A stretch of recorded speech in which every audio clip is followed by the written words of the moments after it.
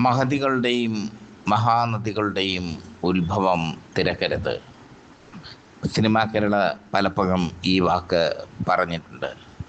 അതുകൊണ്ട് തന്നെ ഈ വാക്ക് ഒരിക്കൽ കൂടി പറഞ്ഞ് പ്രേക്ഷകരെ മുഷിപ്പിച്ചതിൽ മാപ്പ് ചോദിക്കുന്നു. കൊച്ചിയിൽ ഒരു പൂക്കാട്ടുപടി ഏലിയാമ്മ ഉണ്ടായിരുന്നു. പൂക്കാട്ടുപടി ഏലിയാമ്മ സുന്ദരിയായിരുന്നു. കൊച്ചിയിൽ അവർ അന്ന് 4 പതിറ്റാണ്ടുകൾക്ക് മുമ്പ് ഒരു നക്ഷത്ര വേശ്യാലയം നടത്തിയിരുന്നു. ആ വേശ്യാലയം പോലീസ് റെയ്ഡ് ചെയ്തു. നിരവധി യുവതികളെ അറസ്റ്റ് ചെയ്തു. നടത്തിപ്പുകാരിയായ പൂക്കാട്ടുപടി ഏലിയാമ്മ ഒളിവിൽ പോയി. ഒളിവിൽ പോയ പൂക്കാട്ടുപടി ഏലിയാമ്മയെ പിന്നീട് ഉന്നതർ രക്ഷിച്ചു. പൂക്കാട്ടുപടി ഏലിയാമ്മ തിരിച്ചു വന്നപ്പോഴാണ് സമ്പന്നനായ എൻ ടി വർക്കിയെ കണ്ടുമുട്ടുന്നത്. എൻ ടി വർക്കി പൂക്കാട്ടുപടി ഏലിയാമ്മയുടെ സൗന്ദര്യത്തിൽ ആകൃഷ്ടനായി. എൻ ടി വർക്കി സാമ്പത്തികമായി ഉയർന്ന കുടുംബത്തിലെ അംഗമായിരുന്നു. പക്ഷേ പൂക്കാട്ടുപടി ഏലിയാമ്മയെ വർക്കിക്കങ്ങ് പിടിച്ചു. വർക്കി പൂക്കാട്ടുപടി ഏലിയാമ്മയെ വിവാഹം കഴിച്ചു. അതോടെ വർക്കിയെ വീട്ടുകാർ അടിച്ചിറക്കി. പുകഞ്ഞ കൊള്ളി പുറത്ത്. വർക്കിക്കും പൂക്കാട്ടുപടി ഏലിയാമ്മയ്ക്കും ഉണ്ടായ മകളാണ് ലിസി പ്രിയദർശൻ എന്ന് ഒരു കാലത്ത് അറിയപ്പെട്ടിരുന്ന ലിസി പഠിക്കാൻ മിടുക്കിയായിരുന്നു. SSLCയിൽ ഉയർന്ന മാർക്കോടെ വിജയം നേടി. പക്ഷേ പൂക്കാട്ടുപടി ഏലിയാമ്മയ്ക്ക് മകളെ സിനിമയിൽ ഇറക്കാനായിരുന്നു താല്പര്യം. അങ്ങനെ ലിസി സിനിമയിലെത്തി. മലയാള സിനിമ മാറിയ കാലമായിരുന്നു അത്. പ്രിയദർശനും മോഹൻലാലും ശങ്കറും ഒക്കെ ചേർന്ന് മലയാള സിനിമയെ ഹാസ്യവൽക്കരിച്ച ഒരു കാലം. വിദേശ സിനിമയുടെ അനുകരണങ്ങൾ മലയാള സിനിമയിൽ എത്തിനോക്കിയ കാലം.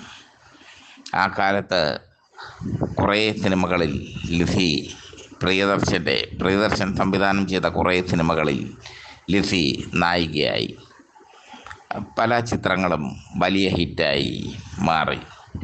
അരം പ്ലസ് അരം കിന്നരം, ഒന്നാനാം കുന്നിൽ, ഓരടിക്കുന്നിൽ അടക്കമുള്ള പ്രിയദർശൻ ചിത്രങ്ങളിൽ ലിസി അഭിനയിച്ചു. ലിസി അതിലൊക്കെ സ്കോർ ചെയ്യുകയും ചെയ്തു.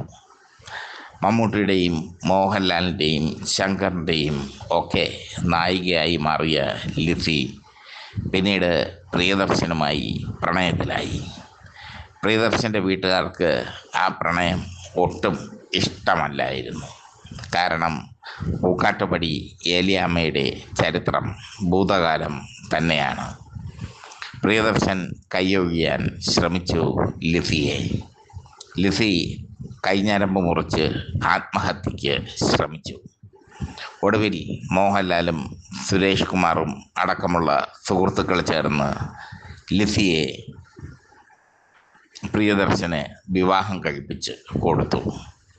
പിന്നീട് അങ്ങോട്ട് പ്രിയദർശൻ എന്ന സംവിധായകൻ്റെ വളർച്ചയായിരുന്നു. മലയാളത്തിൽ നിന്ന് തമിഴിലേക്ക്, തമിഴിൽ നിന്ന് ഹിന്ദിയിലേക്ക് സൂപ്പർ ഹിറ്റുകളുടെ തലതൊട്ടപ്പനായി പ്രിയദർശൻ മാറി. തെലുങ്കിൽ ബാലകൃഷ്ണയെ വെച്ച് വരെ സിനിമ ചെയ്തു പ്രിയദർശൻ. അങ്ങനെ പ്രിയദർശൻ വലിയൊരു സംവിധായകനായി മാറി. ലിസിയെ കെട്ടിയതിന് ശേഷം പ്രിയദർശന് ഭാഗ്യമാണ് ഉണ്ടായത് എന്ന് പറയാതെ വയ്യ. മലയാളക്കരയിൽ ഒതുങ്ങേണ്ട പ്രിയദർശൻ ഇന്ത്യയൊട്ടാകെ അറിയപ്പെടുന്ന സംവിധായകനായി മാറി. എന്തായാലും പൂക്കാട്ടുപടി ഏലിയാമ്മ ലിസിയുടെ വളർച്ചയിൽ താങ്ങും തണലുമായി നിന്നു. എൻ ടി വർക്കിയെ അതിനിടയിൽ തന്നെ പൂക്കാട്ടുപടി ഏലിയാമ്മ അടിച്ചിറക്കിയിരുന്നു. അയാൾ പിന്നീട് കൂലിപ്പണിയും മറ്റുമൊക്കെയായി ജീവിതത്തിൻ്റെ അതിജീവനം തേടി. പിന്നീട് എൻ ടി വർക്കി മകളുടെ അടുത്തെത്തി. തനിക്ക് ജീവിക്കാൻ പണം വേണം. അത് മാധ്യമങ്ങളിൽ വലിയ വാർത്തയായി. 5 പൈസ കൊടുത്തില്ല ലിസി തൻ്റെ തന്തയ്ക്ക്. 5 പൈസ കൊടുക്കാതെ തന്നെ തന്തയെ പറഞ്ഞയച്ചു ലിസി. അതായിരുന്നു ലിസിയുടെ മനക്കരുത്ത്, അതായിരുന്നു ലിസിയുടെ മനോനില. എന്തായാലും ND വർക്കി ലിസിയിൽ നിന്ന് ഒന്നും നേടാതെ എവിടെയോ അലഞ്ഞു തിരിഞ്ഞ് നടന്നു. പൂക്കാട്ടുപടി ഏലിയാമ്മ ലിസിയെ ഒരുപാട് ഉയരത്തിലേക്ക് എത്തിച്ചു. ലിസി പ്രിയദർശനല്ല, വെറും ലിസിയാണ്.